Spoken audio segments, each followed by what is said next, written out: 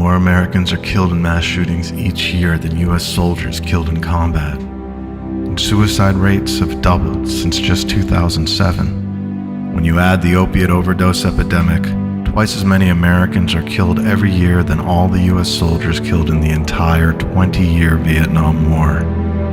117,000 Americans are dying each year at the hands of some dark psychological force. We all may wonder, what is going on here? What is the source of all this despair?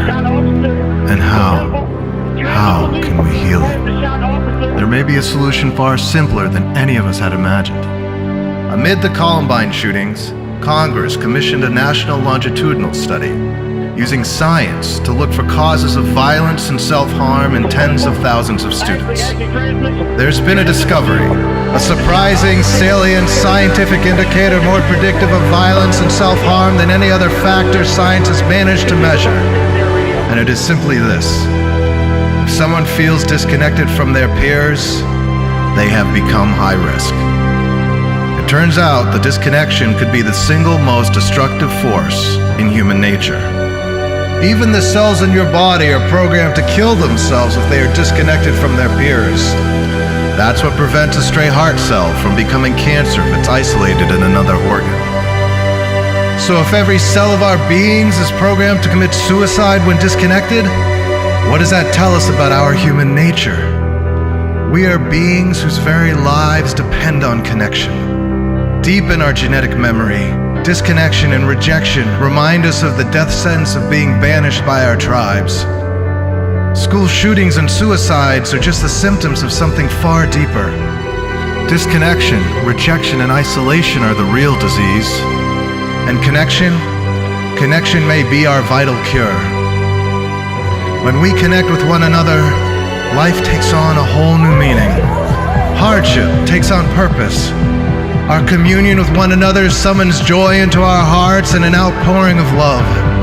The dark shadows of a death wish can be washed away in the light of a simple, heartfelt encounter. But if we refuse to make meaningful connections with those we wouldn't normally befriend, then horrible tragedies we cannot forget will continue to befall us, drop by drop, loss by loss, until in our own deep despair, against our will, we're forcefully awakened to this wisdom through the awful grace of these tragedies. It is perhaps time to ask ourselves, what kind of people are we? What we need right now is not division. What we need right now is not debate.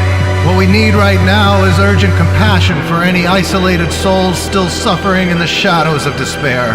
Because we have the power to save one another from an awful fate, a fate that we now realize we all must share. Just as terrible acts are the consequence of the accumulation of many slights and sins, so too are these terrible acts averted by the accumulation of many small acts of kindness and courage. It is time to reach across the crevasses of our dissociative society to become one with our neighbors again.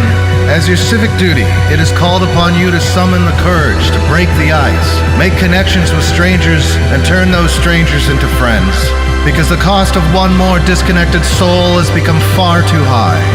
It's time for our communities to become deeply connected again. It's time to engage in contagious acts of kindness and connection that, when released into the world, fill the voids of suicidal isolation with love.